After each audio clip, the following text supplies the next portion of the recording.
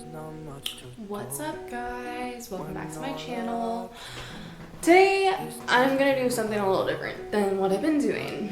So I've been doing just like regular basic ass like makeup tutorials and stuff, but I'm gonna come at y'all with like a story time.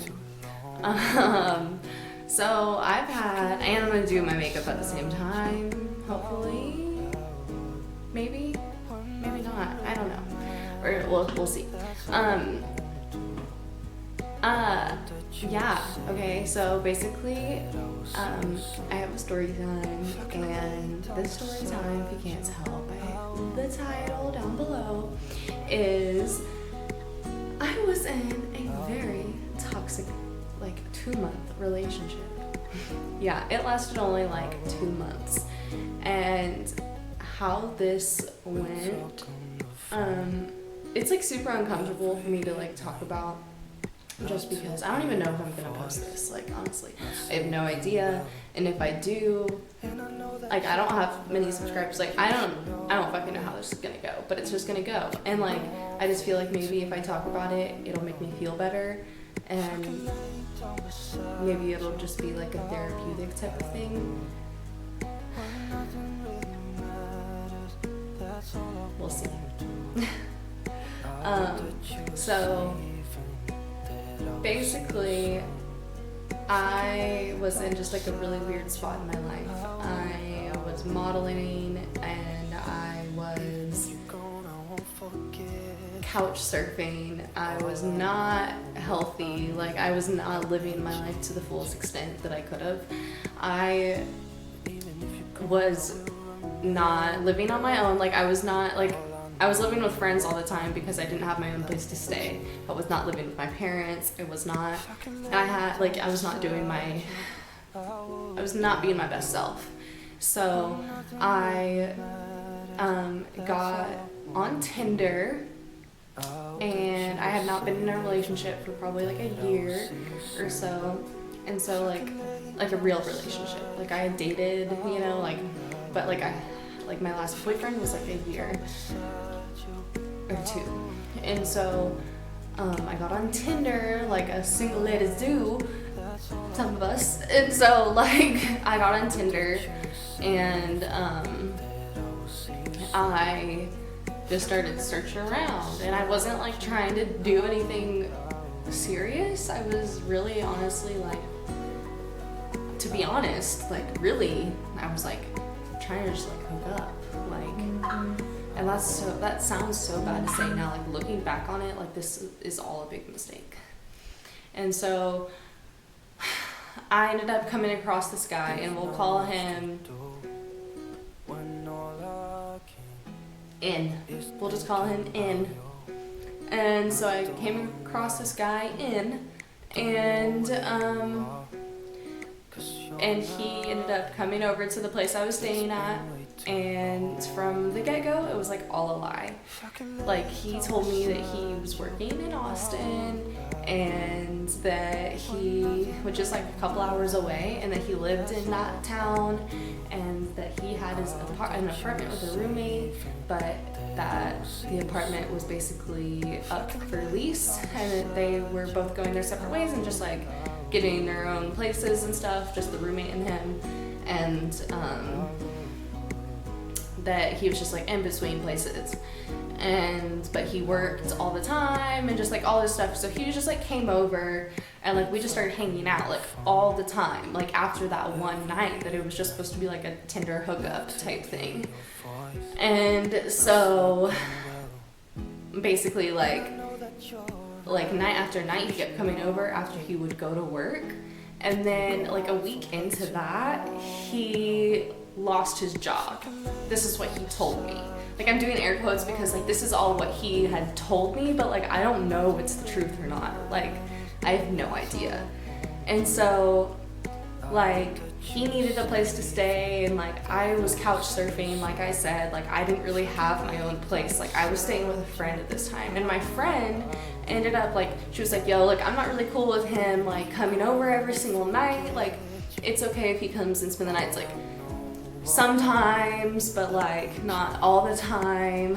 And I was like, yeah, like I totally understand that. But then like this guy started getting like mad about that. And like, he was like, well, me and you should get our own place. And like, this was only like a couple weeks into us like hanging out, but like, I just didn't really see the signs of like how that was manipulative. And so like, I was only paying like my friend, like this was my best friend at the time, I was only paying her like $150 to stay with her. And like, he manipulated me into thinking that that was like not a fair amount of money, and manipulated me into thinking that she was using me, and like just all this crazy stuff. And I don't even know, like looking back on it, I don't know how he did that. I don't know what he said. Like, he just did. Like, that's how manipulators work. And like, if you've never been in a toxic relationship before, or like been with someone like that, like, I don't expect you to like really understand that, like how the people say things that like get you to just think differently. And like, I don't know, but he did. And so like, I had ended up asking my friend for the money back, so that for more like my rent money that I had paid her, I asked her for it back. It caused a huge fight with me and my friend, and I ended up having to move out of the place that I was staying with my friend. And my friend was not happy with the guy that I was seeing in. And so it was this big deal, and I moved out with him. I took my dog, Nani, and all my stuff with me, and we went to Austin. I was still modeling at this time, so I got modeling jobs there. And he told me that he was like on probation and stuff in Austin. So he had to do a bunch of probationary classes and stuff in Austin. And so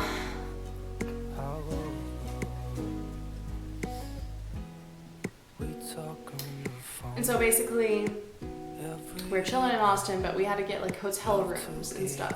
And like, I have a dog, we can't just stay at any hotel or go like anywhere. And so he got a hotel room that ended up not being dog friendly, and we had to pay online. So it's not like we had all the money in the world. We put a down payment online, and then it ended up not being dog friendly. And so he was like, okay, I will stay in the car with the dog overnight, with the car running or whatever. I was like, okay, that's fine. And then he ended up not doing that. He ended up lying and coming inside into the hotel room overnight.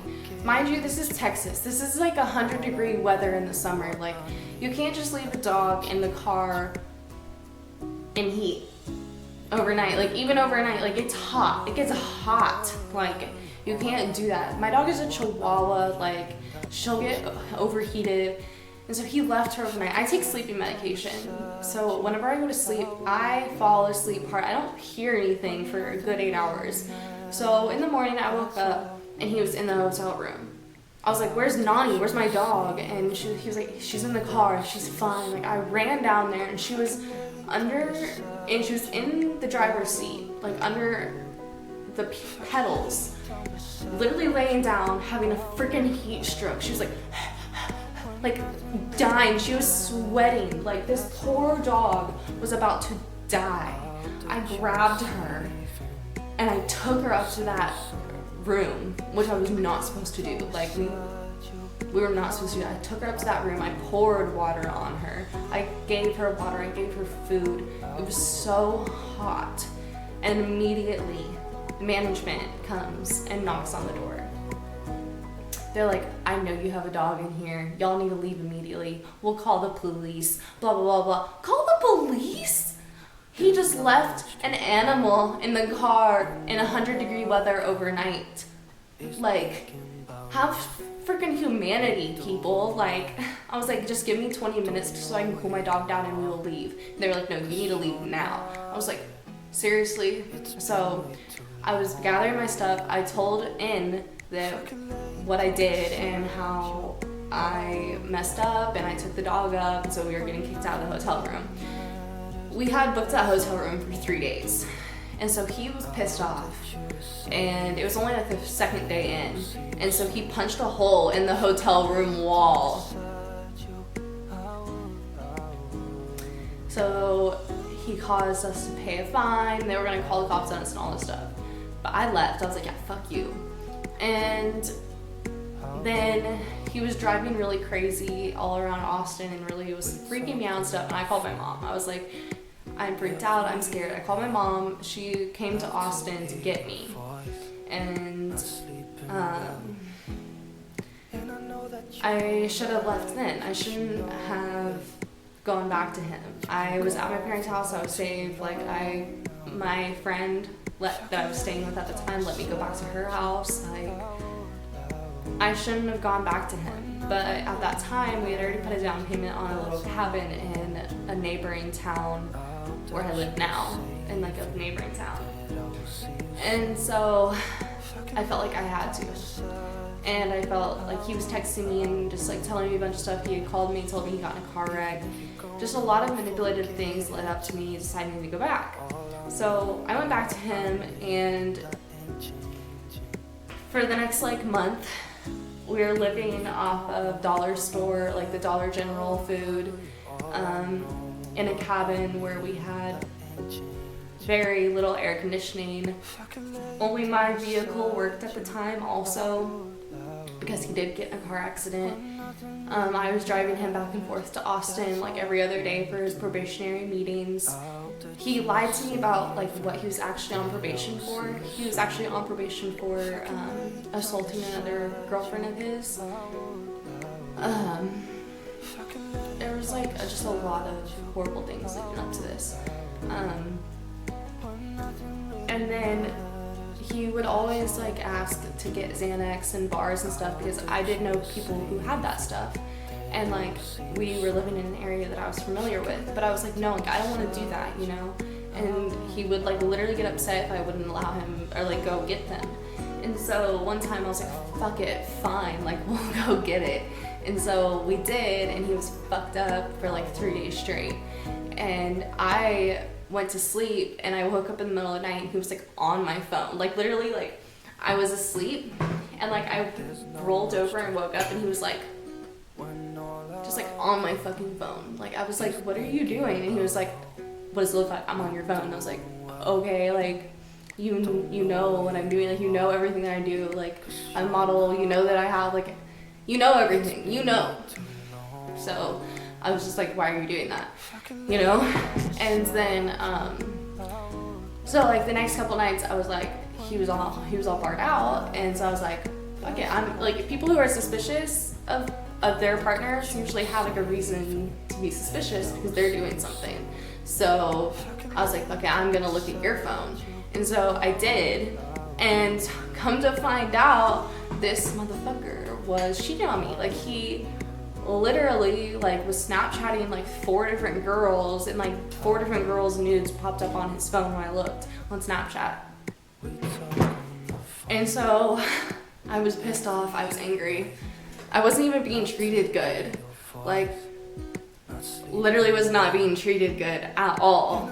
So I was like, why, like I'm being cheated on right now? Like no. So not that I'm hot shit or anything, but like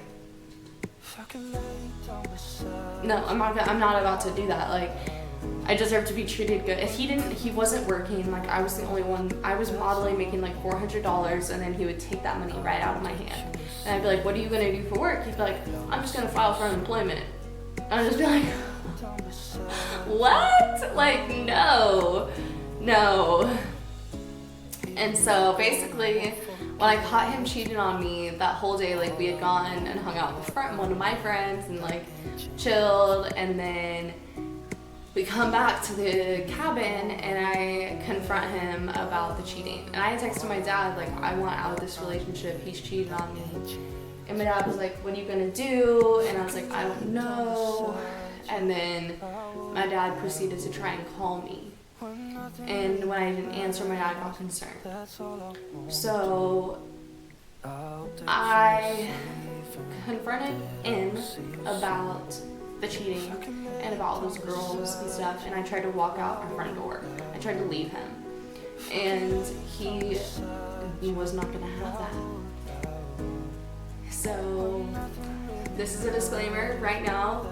PSA, if you don't want to hear about violence, abusive relationships, or anything of the sorts, just exit out of this video right now. I'm going to be talking about some things that may trigger some people, so just click out now and you'll be here next time for some just regular ass makeup videos. Okay, bye. Okay, so basically what happened was I tried to get up off our bed and he just immediately grabbed me, started choking me and strangling me, and wouldn't let me up. I started seeing stars and was about to pass out when he let up.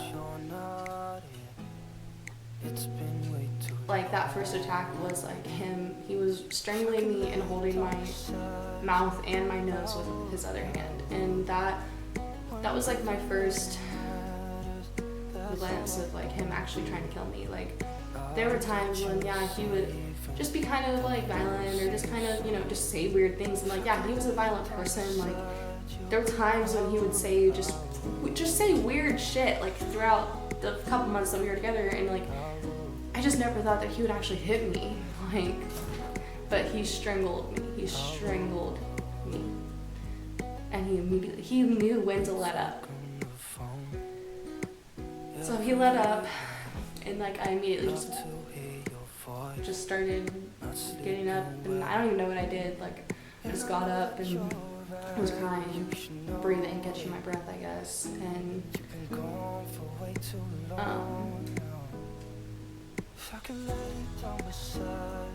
I don't remember what he was saying or what really he was doing, but I just remember trying to like comfort him and just trying to like say to like just calm him down. Like, I just remember like reverting to just trying to calm him down and like, it's okay, like, we're gonna be fine, like, just try to trick him like that, you know, and like, it's gonna be fine, like, no big deal, you strangled me, it's fine, you know. But I was definitely not okay, and I was just trying to not get hurt. If I could lay down beside you, I would. When nothing really matters, that's all I want to do. Someone was at my door. Okay. So I forgot where I was at, but he strangled me and stuff. And then I just remember trying to like comfort him and like say that it's okay and stuff. And like I think this is when like my dad started trying to call me. And my dad started trying to call me and I wouldn't answer or pick up. And then because I didn't have my phone, Noah had said his name. God damn it. In had my phone, and I'm sorry my memory is really spotty. It's just like really hard to remember everything that happened. Like, this was over a year ago now. And like a lot of it I just try not to remember because it's like horrible, you know. But basically, In had my phone and I ended up getting it and picking it up really quick, and like my dad asked me like questions like, are you okay? And I was like, yes. And like I say yes sir, like I'm a really happy person when I'm on my phone with my dad, and so like he'd be like, do you need me to call the cops? And I'd be like, no. And so like I just said things differently than how I do to my dad, and so like I think he could just tell that it wasn't okay. And so after I hung up with the phone with my dad, In took my phone again, and then we were just talking for a while. I just remember saying like, okay, I'm just gonna go into the kitchen or like into the living room or something, and just making up some sort of excuse of why I was gonna go in there, and him not believing me, but I thought he believed me. So I got up and I went in there, and like I was swinging my arm, just like walking, and then I started booking it towards the front door, and I reached towards the front door, and I'm trying not to get emotional.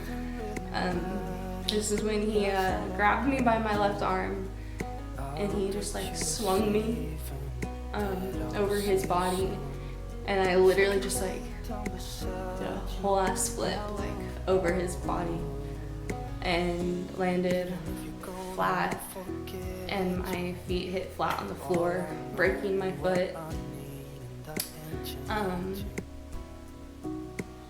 I don't even know what that is called, like what that move is called. He said it was called something. He told me this is called, and just like swung me around. It was crazy. And then I like crawled away really quickly. I was managed to like crawl away and like huddle down. And he started just punching me and kicking me as hard as he could, over and over and over and over and over again. Just aiming for this side of my face mainly, and like this side of my body. At the time I thought that he broke my jaw, because he hit it so many times. And I still like have some pain in there to this day, but like it's not like it was. Like literally I thought he broke my jaw, but he didn't. Thank God. It just felt like it, and it was bruised. If I can, I'll insert some pictures here of the injuries that I obtained. It was just a really hard thing to deal with.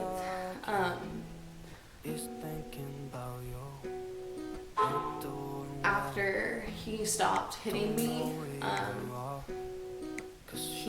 I was still in this like huddled position, covering my head and my neck and my face and stuff on the floor, and I looked up and he was like looking out our window like a little freaking crackhead, trying to see if our neighbors heard, which of course they did. I was screaming my freaking head off, but no one came out and looked and see what was wrong.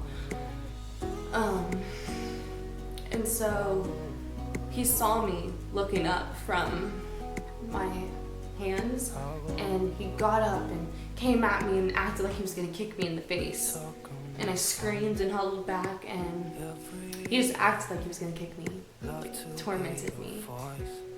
And then after that, he made me crawl back into our bedroom and sit on his lap, and he rocked me back and forth, and he told me to pray to the God that I believed in and pray for my life because I was gonna die that night. He whispered a lot of other just really horrible and sick things into my ear.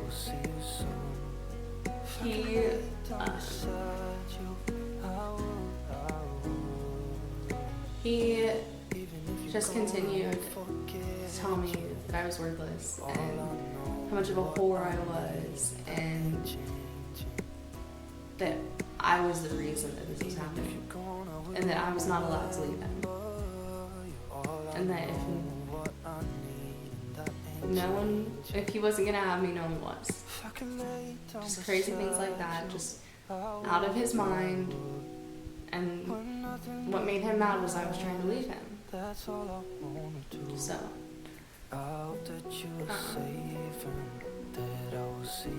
it's just narcissistic. It's disgusting. It's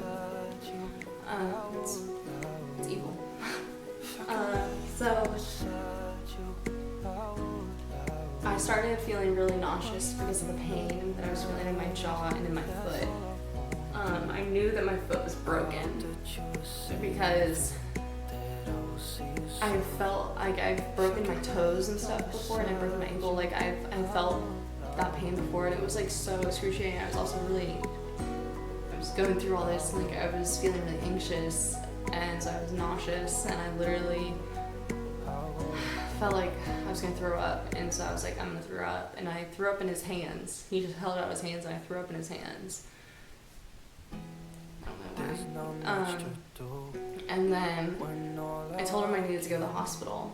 I And he was like, no, you don't, like, you're fine. I was like, no, I really need to go to the hospital. Like, I know I broke my foot. I might have broken my jaw. Like, I need to go to the hospital. Like, and so he picked me up and put me in my car and started driving us around town.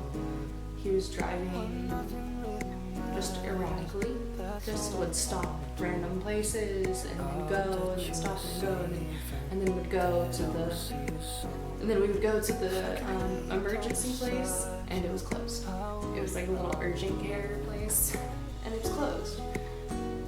I felt like all hope was lost. I felt like my one chance at like survival that night was gone. When I saw that it was closed, like, there's nothing to describe that feeling that I felt. It was horrible. But once he saw it was closed, he just started driving again and just went back to our house. And that's when I saw, I rolled down the window and I screamed for blood. And he just pushed me back in my chair and rolled back up the window. But I don't know if the cop heard me or saw our car or something, but that cop started following us. And I don't know if my dad called that cop, I don't know.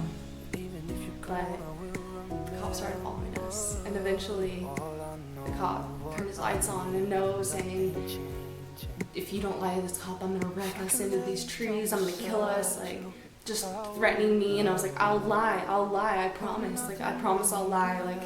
And so Noah just pulled over, just pulled over, and as soon as he slowed down enough to where I could jump out, I jumped out and hobbled with my hands up and said, help me, help me, help me.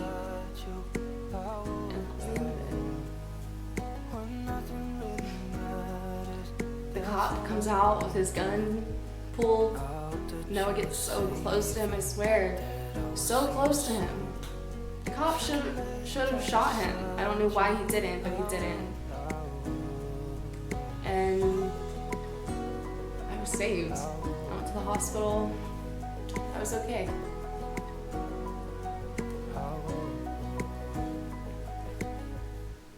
Yeah. It was a horrifying experience. But I was okay. There's not much to do. Going through what I did was terrifying. I learned a lot. You know, I learned about what I do want and what I don't want. I learned a lot about who I am, that's for sure. There's a lot of things that I left out in this story, I think, just because, like, privacy of myself.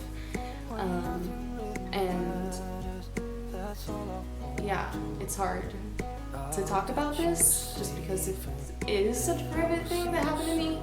And like I said, like, I'm still trying to heal from this. Like, I don't have all the answers. Like, I'm trying to heal from this. Like, I chose that guy from the get-go to date or whatever I did because of, like, past traumas. Like, I chose this guy for, like, random weird issues in my own past, like, you know, and so I have to heal from this, and, like, I think that this is, like, a step in the right direction, talking about it and learning about myself, and, like, every time I talk about it, I learn something new, honestly, because I'm like, oh, it opens my eyes. But, and I'm not trying to glorify anything in this story. Like, Tinder is honestly another thing I want to talk about. Like, Tinder is, like, such, like, a iffy thing for me because, like, I met someone who abused me on there. And, like, I'm not saying it's a bad thing, I'm not saying it's a good thing. I'm just saying be careful, honestly. Like, if I have anything to say at all, is be careful. Because who you choose to bring into your life can fuck it up. Or can bring happiness and joy to your life also. So, like, you just have to, like, truthfully and honestly know who you want and who you are before you choose to like bring anyone else into your life. And honestly, like, I don't even know what the hell I'm saying here, but like I'm just rambling on. And like, I don't have this down yet at all, obviously. Like, it's been a year since all this happened, and like the guy that did this to me was just sentenced to like 18 months in prison, which is honestly such a light sentence. Like, he did this before and he was sentenced to 5 years probation, and then he just now did it again and was 18 months in prison. So it's like, how far do you have to go? Do you have to kill someone to actually be sentenced to like a lengthy prison time? Or like, you know, like I just don't know how far you have to go to like actually get justice. And like another thing is, right after they sentenced him to prison, they decided to come after me for another charge, and like that has to do with this whole thing. And if I can, I'll share more about that if y'all want, you know what I mean? But like, I just don't know. Like, I don't know. Like, honestly, I have no idea really what is even going on with that charge. I don't even know really what, I have no idea. So there's really nothing to say about that yet. But basically, choose wisely about who you choose to bring into your life. Love yourself more than you love other people. And that sounds selfish, but like, no, really, like, love yourself more than you love others.